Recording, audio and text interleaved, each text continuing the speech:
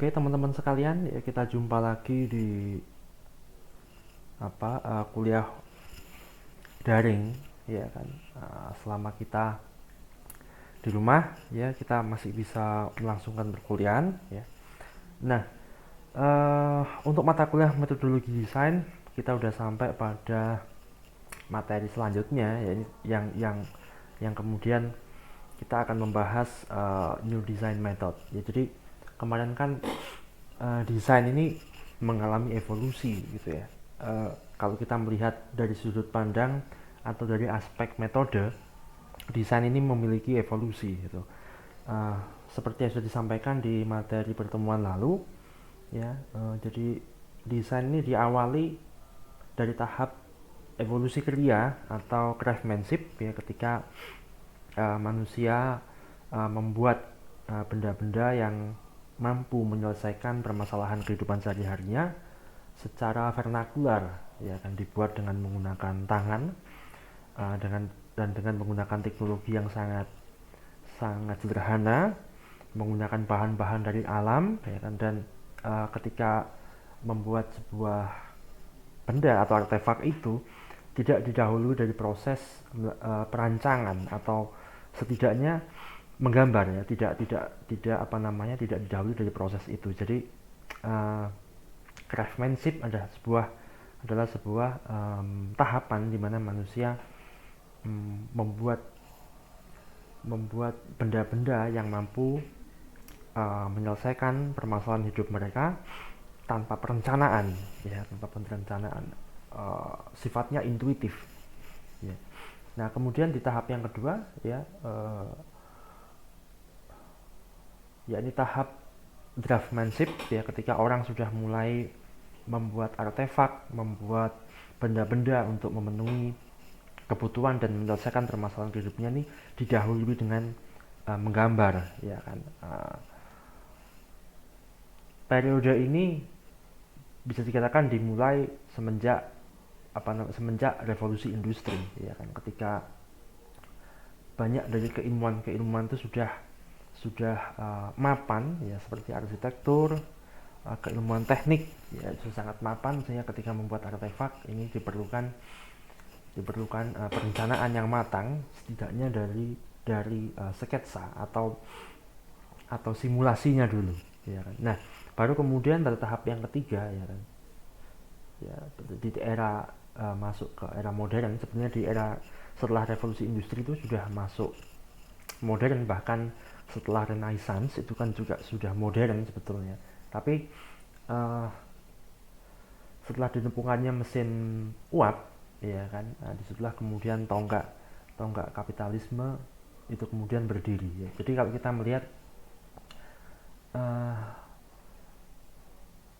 bagaimana sih atau apa sih modernisme itu, gitu. Modernisme adalah ketika, ya, sebuah kondisi ketika segala macam aspek kehidupan manusia itu dipengaruhi, ya, atau didorong oleh industrialisasi dan juga kapitalisme, gitu ya. Nah, disitulah kemudian new design method atau metode pendesainan baru itu kemudian lahir, gitu, ya, karena didorong oleh kapitalisasi, ya kan, atau kapitalisme, sehingga banyak sekali muncul profesi-profesi baru, ya kan. Dalam sebuah desain itu, dalam sebuah proses pendesainan sangat mungkin tidak dilakukan oleh satu orang, ya kan. Seperti yang misalkan kita bisa lihat di hari ini, gitu, di dalam sebuah studio desain atau satu tim, ya, advertising agency misalkan, itu ada sebuah profesi atau posisi secara struktural dalam studio itu. Pertama misalkan seorang art director, ya kan, seorang copywriter, seorang graphic designer, seorang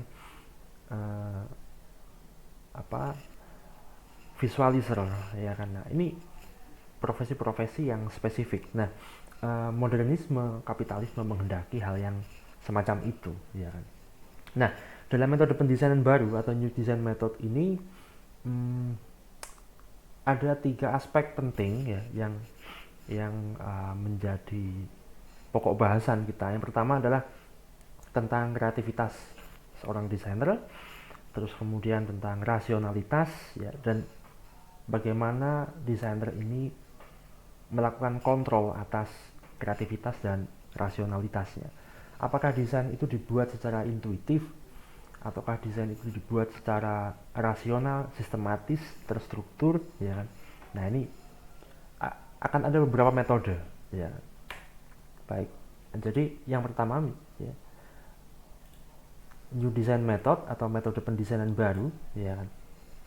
Nah, tujuannya kenapa sih kemudian ada banyak sekali orang yang terlibat di dalam proses pendesainan gitu ya, dan ada beberapa proses yang harus dilewati, ada beberapa tahap yang harus dilewati, yang kesemuanya itu tahapan-tahapan itu ada yang berlangsung ya secara seri maupun paralel begitu.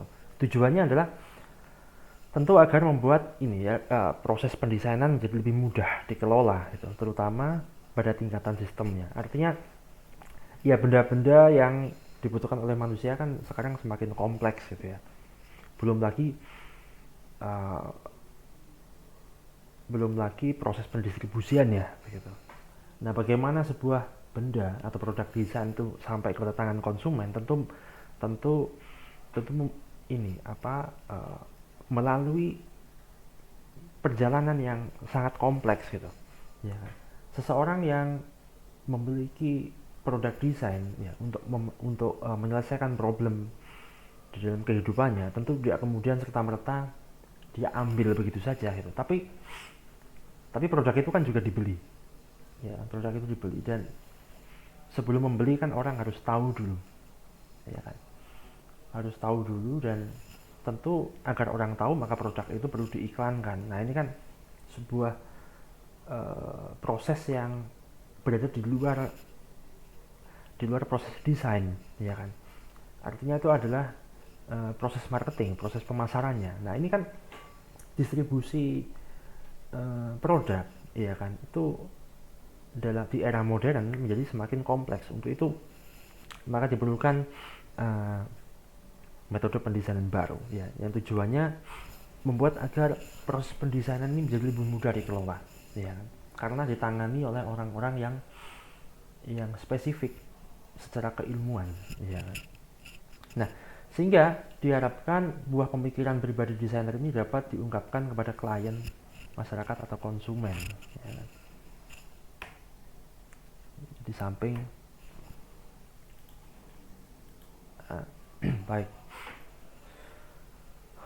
Nah, tinjauan terhadap metode pendesainan baru ini bisa diarahkan pada 3 segi aspek tadi ya.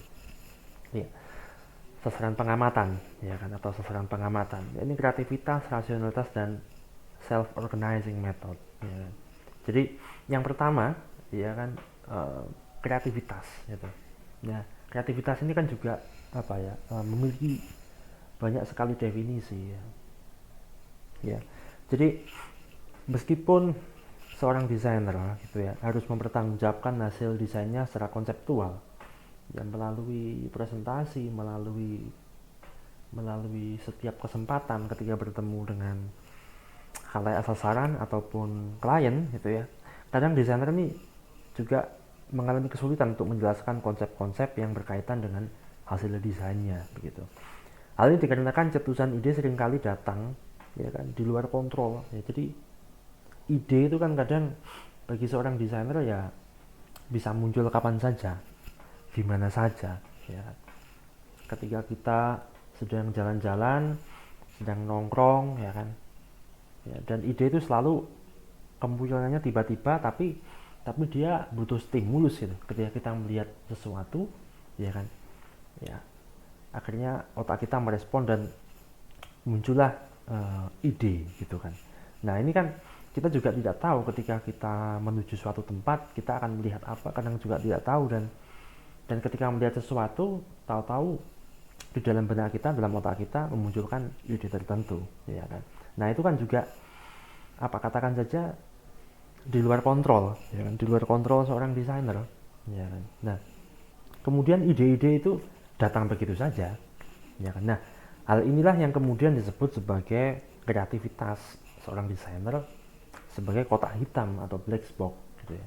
Jadi kotak hitam itu kan kita nggak bisa lihat dalamnya ya, karena bentuknya kotak hitam pekat, kita nggak bisa lihat tuh. Jadi seorang desainer ini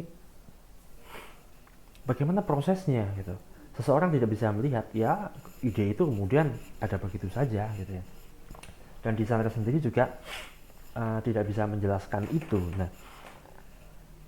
ini adalah sebuah kondisi ketika intuisi itu menjadi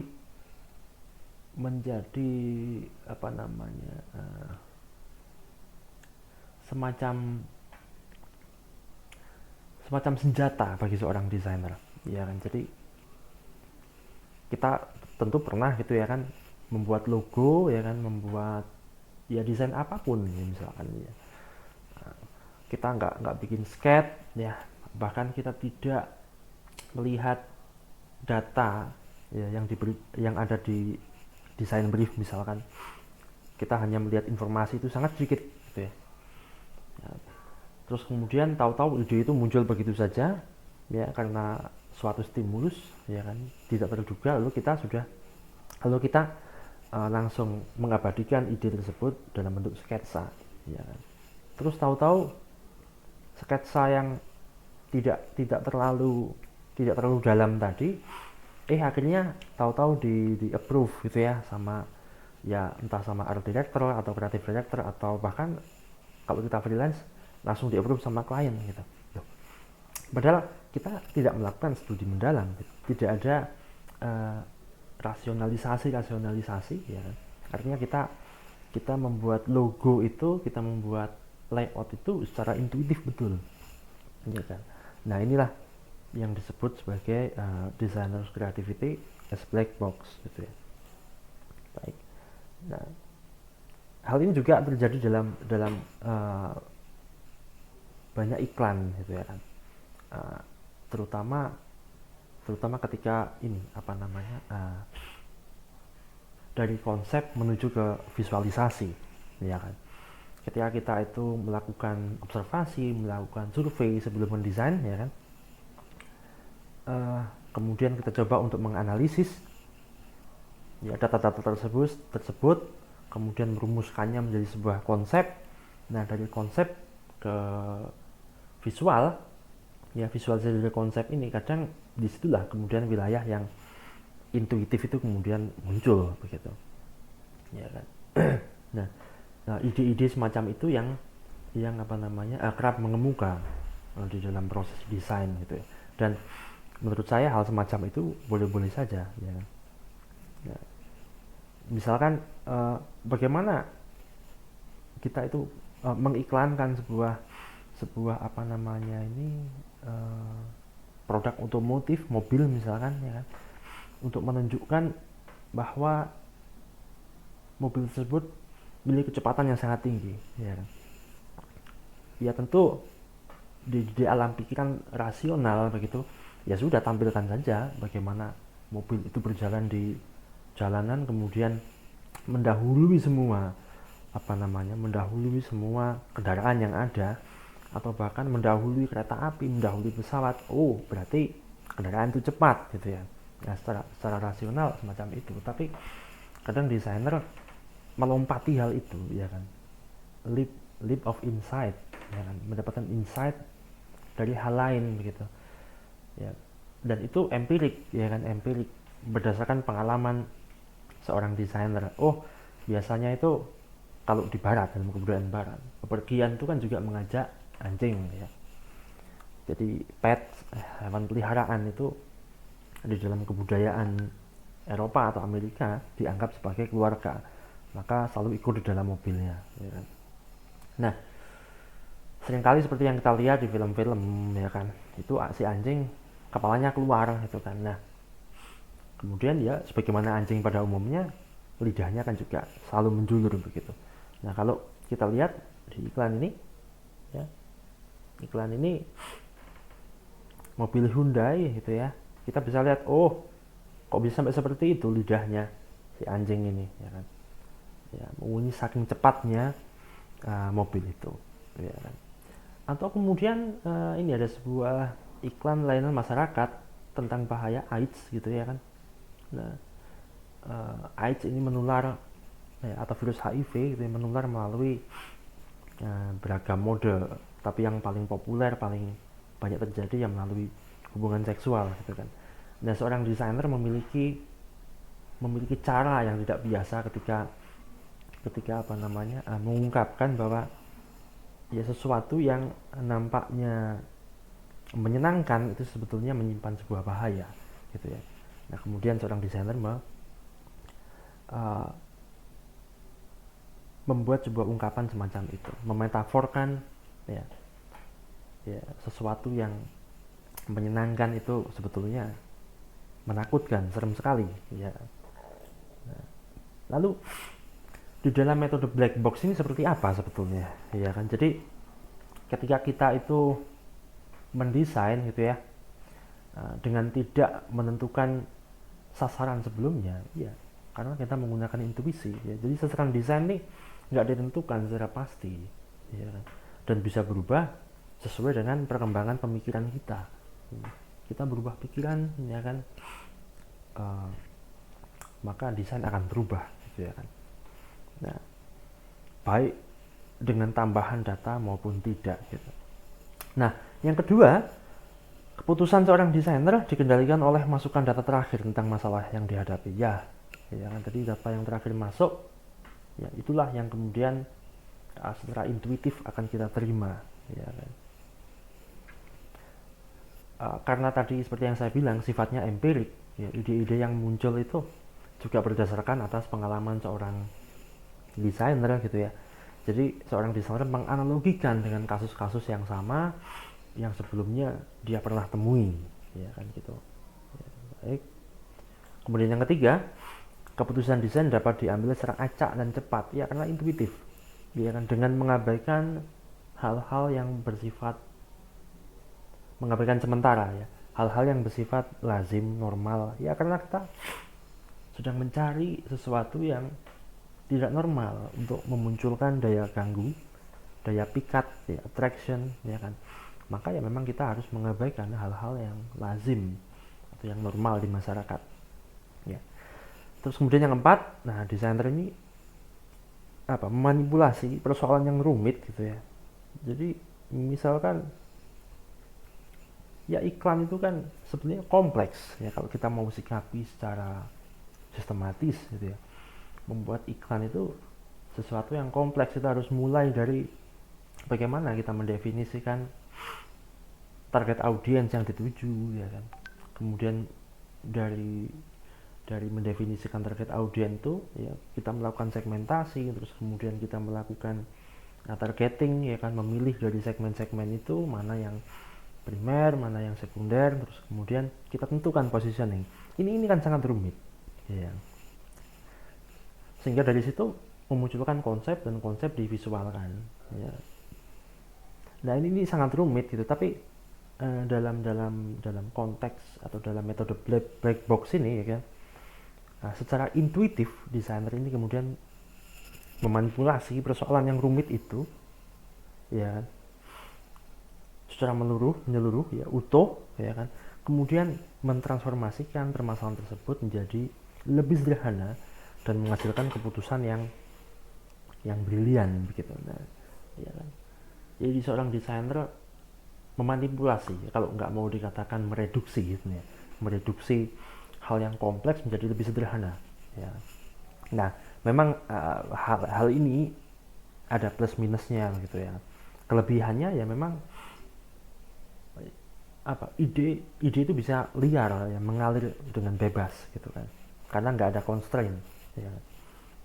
Itu ya kan. Kemudian selanjutnya, nah umumnya gitu ya, metode black box ini seringkali saya lihat digunakan ketika tim desain ya kan, yang terdiri dari creative director, yang terdiri dari visualizer, junior graphic designer, senior graphic director, graphic designer itu rapat ya, menentukan kisi-kisi gitu, yang nanti kemudian dirangkum sehingga menjadi operasional dalam bentuk desain brief, ya kan. Ya, itu dalam proses brainstorming, ya kan. Jadi diskusi di mana setiap orang diharapkan bisa membantu pemikiran atau menyumbangkan pemikiran secara bebas. Jadi semua masukan ya itu kemudian dicatat, ya, bisa menggunakan notes, kemudian ditempel, ya kan. Bisa menggunakan metode mind map, ya kan. Itu semua tanpa ada filter, bahkan yang tidak masuk akal sekalipun, ya kan. Nah, baru kemudian dari sekian banyak ide itu tadi ditetapkan saringan level pertama. Misalkan saringan level pertama, misalkan apa yang paling mungkin untuk diwujudkan secara teknis, ya kan. Nah, itu kemudian dipilih mana yang paling bisa diwujudkan secara teknis. Ide-ide itu kemudian dilokalisir. Nah, dari situ ada saringan lagi yang kedua, ya kan. Dari saringan yang pertama adalah tadi mana yang paling bisa diwujudkan secara teknis, artinya studio memiliki sumber daya manusia dan perangkatnya. Kemudian saringan yang kedua adalah mana yang paling cocok untuk target audiens, misalkan. Nah, baru penyaringannya setelah brainstorming itu, ya kan. Nah, baik. Nah, kita tadi sudah ngomongin tentang metode yang intuitif gitu ya. Kreativitas ini sebagai sesuatu yang intuitif, maka disitulah kemudian metode ini disebut sebagai black box gitu ya.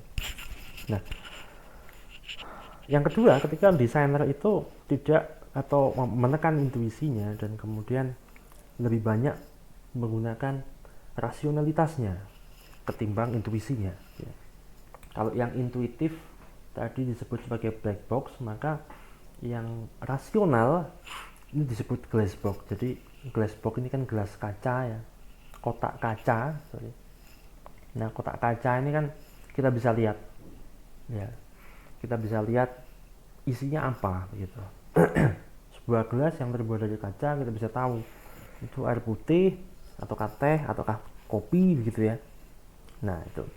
Nah, artinya sebuah proses pendesainan berikut juga hasilnya begitu harus dapat dipertanggungjawabkan secara rasional. Masuk akal, logis, ya. Tidak intuitif, ya.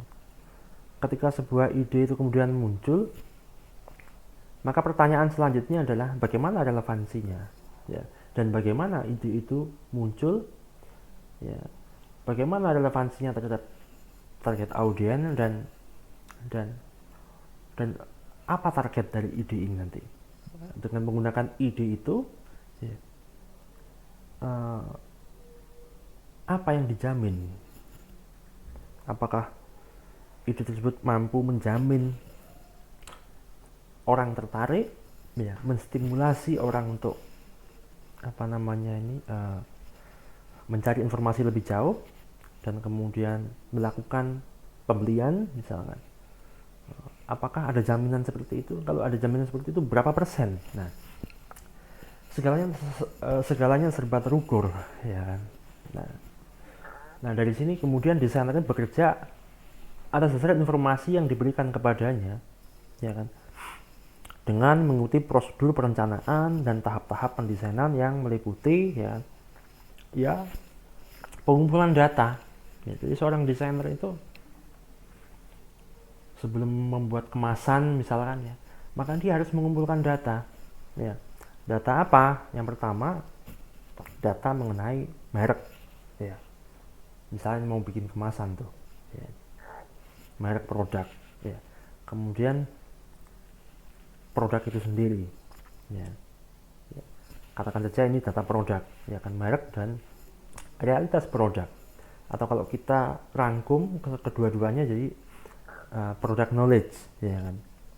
Product knowledge, ya, dari klien yang sedang kita layani menjadi mitra kita.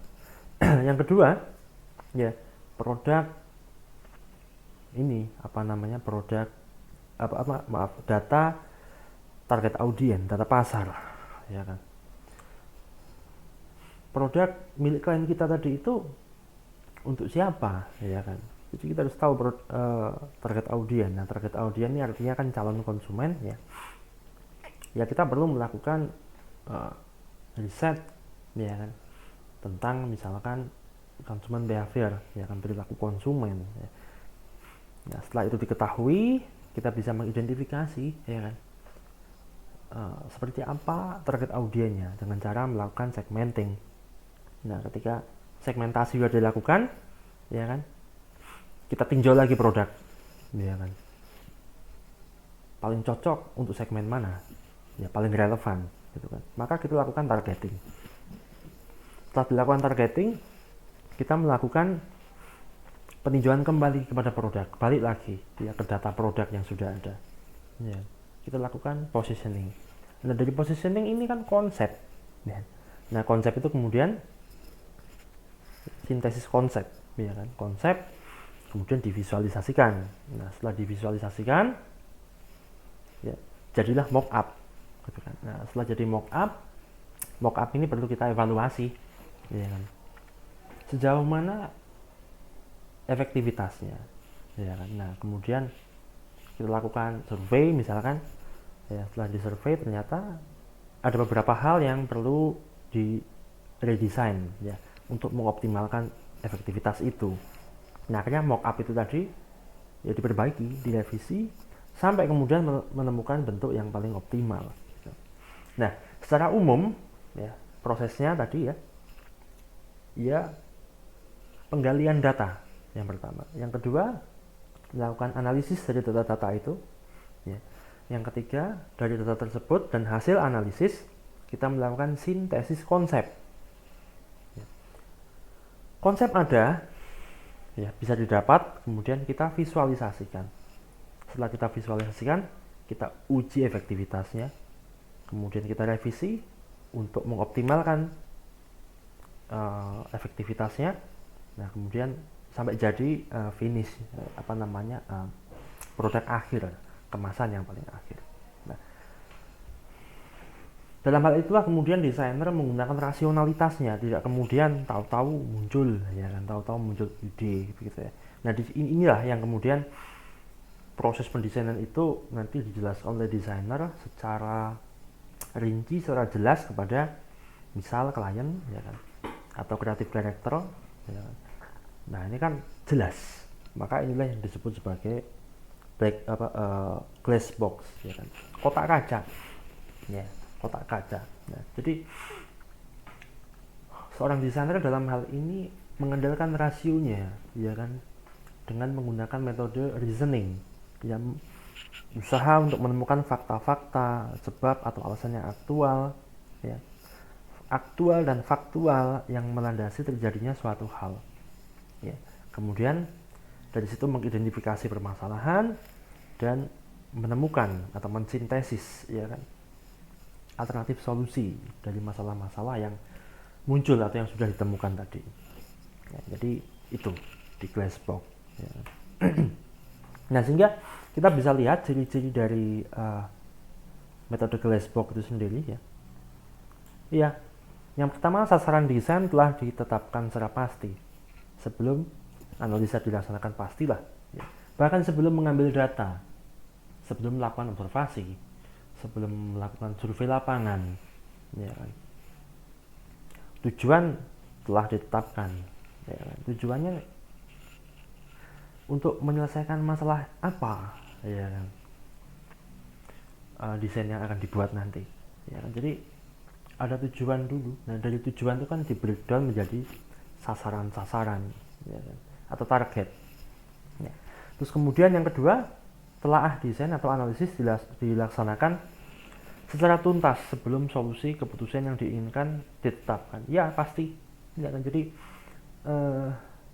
analisis tentu apa yang dianalisis, ya pengetahuan tentang produk, atau dalam bahasa ilmiah kita bisa sebut sebagai data, ya kan.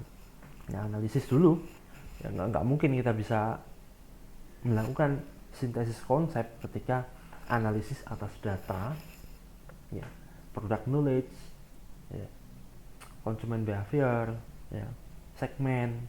Itu kita nggak tahu bagaimana kita bisa merumuskan konsep, ya, konsep yang mampu menyelesaikan masalah, ya hampir mustahil, ya kan. Maka analisis perlu dilakukan dulu.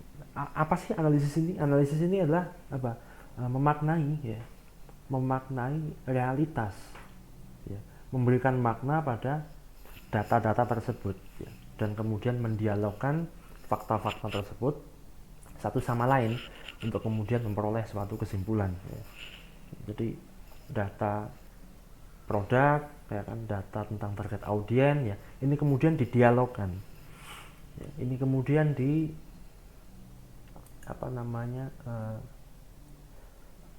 dibenturkan, ya kan, dibuat saling komplementer sehingga memunculkan sebuah kesimpulan. Dari kesimpulan itu, ya, berupa positioning, ya, kemudian disintesis konsep, ya. Kemudian yang ketiga, ya kan, sebagian evaluasi bersifat deskriptif dan dapat dijelaskan secara logis, ya. Jadi evaluasi dalam hal ini adalah uji efektivitas terhadap mockup, ya kan, ya bisa dijelaskan secara logis karena memang prosesnya ya merupakan tahap lapangan begitu. Kita bisa menggunakan eksperimen, kita bisa menggunakan survei, ya, atau wawancara, ya, banyak sekali metode untuk melakukan uji efektivitas itu. Tapi dalam hal ini, ya, evaluasi secara teknikal, ya, sangat bisa dijelaskan secara logis, ya. Yang keempat, ya, strategi perancangan ditetapkan terlebih dahulu sebelum proses analisis meliputi komponen yang dapat dipilah. Jadi, ya, tentu strategi perancangan ini ditetapkan terlebih dahulu, ya kan. Untuk apa? Agar prosesnya menjadi lebih efisien, ya kan, dan menghasilkan desain yang benar-benar akurat dalam arti bagus. Jadi desain yang bagus ini yang gimana sih gitu?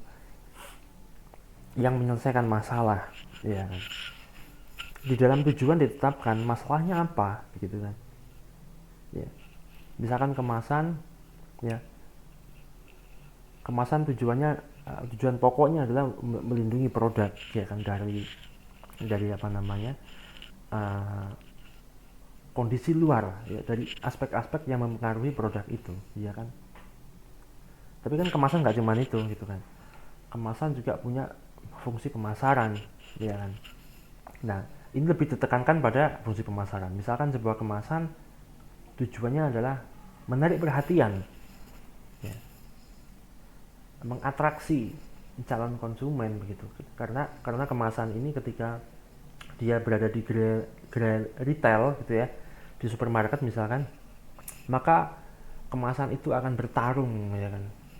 Atau sebuah produk itu akan bertarung dengan menggunakan kemasannya untuk dapat berteriak paling lantang, dan akhirnya calon konsumen matanya tertuju pada produk itu, kan begitu. Nah, ya, itu tujuannya gitu ya, memenangkan pertarungan itu. Maka kemasan ini harus memiliki struktur yang sangat menarik perhatian, gitu kan. Ya. Nah, bagaimana strateginya kan gitu? Ya.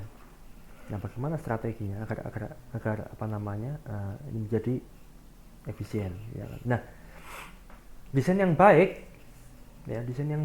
atau desain yang berhasil ketika, ya, kemasan yang dibuat, ya kan, yang didesain itu mampu, ya kan, mampu menarik perhatian, ya, tujuannya kan itu tadi, ya.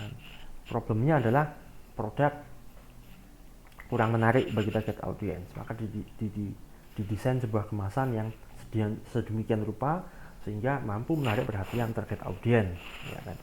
Nah, desain yang baik adalah desain yang mampu menyelesaikan masalah yang sudah ditetapkan di awal, ya. Atau desain yang tujuannya tercapai, ya kan, dia hanya sekedar menggunakan ornamental, ya kan, atau seorang desainer yang mengedepankan estetisisme, ya. Yang penting bagus gitu. Ya. Tidak hanya itu, ya, tidak hanya itu.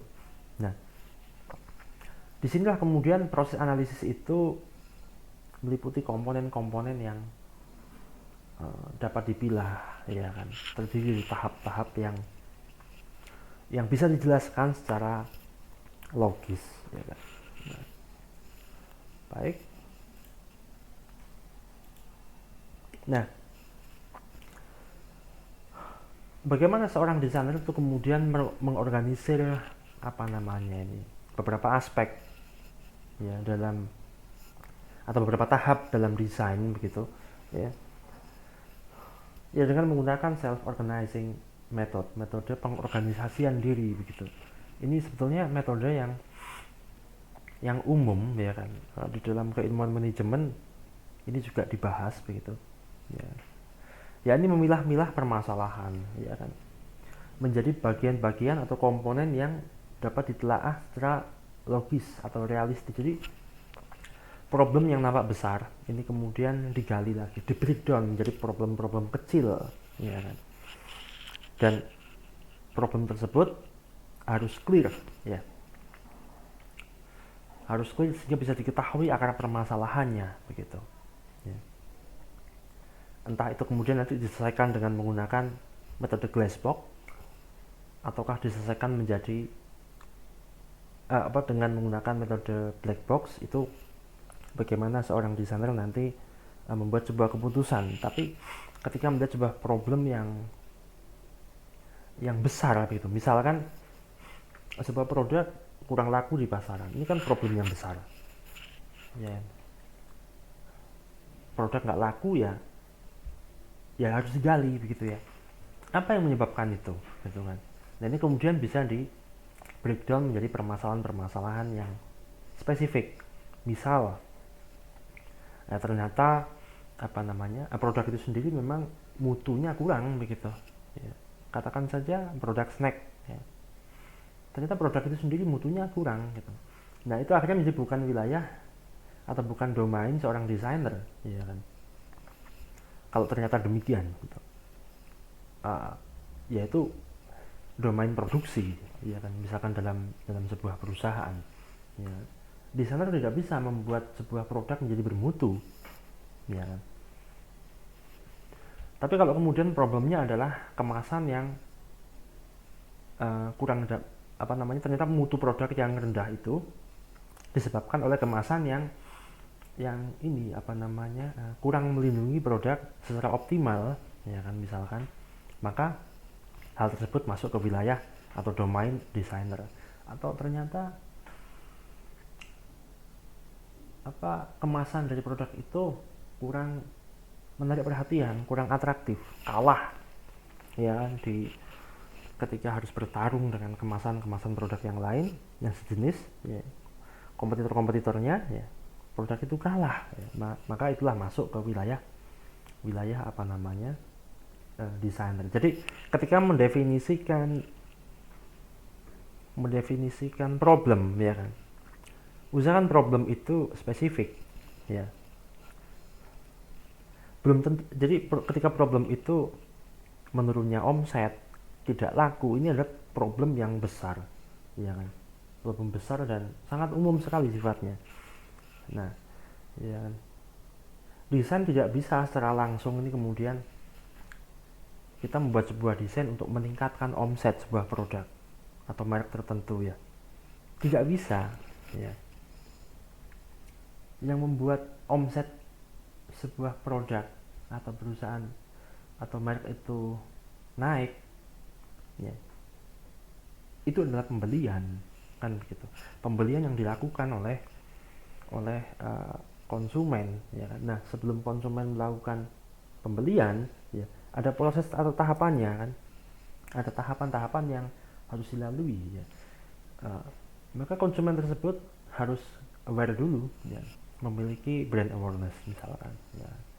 Sebelum memiliki brand awareness, ya, seorang konsumen harus tahu dulu, ya, harus tahu dulu. Ya, nggak mungkin seseorang itu punya brand awareness sementara dia tidak tahu, ya kan, nama produk ya. Maka dia tahu dulu, kemudian punya brand awareness. Nah dari brand awareness ini kemudian dia punya pengetahuan, ya kan, terus muncul kepercayaan, trust ya, terus kemudian melakukan keputusan pembelian ya. Nah problem peningkatan omset, nah itu harus di breakdown ya, menjadi problem-problem yang spesifik ya, dan terutama masalah yang bisa diselesaikan oleh desainer ya kan.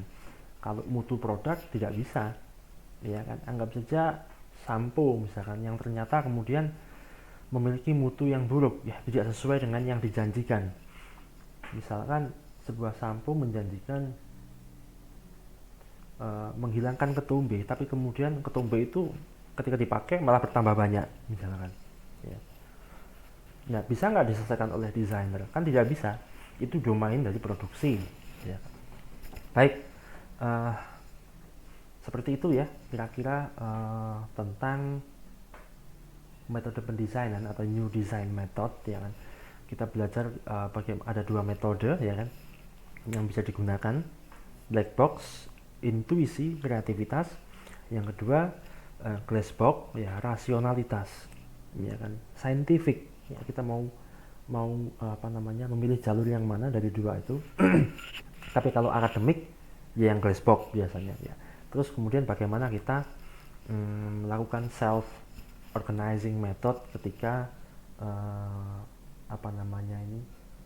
membedah sebuah permasalahan desain ya. Jadi yang awalnya problem besar menjadi problem yang lebih kecil ya kan, lebih mudah diidentifikasi dan jelas problemnya, sehingga kita tahu pasti bagaimana solusinya. Baik, sekian materi ya dari saya. Silakan teman-teman bisa mereview materi-materi yang berasal dari beberapa referensi yang saya sediakan ya. Selamat belajar, sampai jumpa, selamat sore.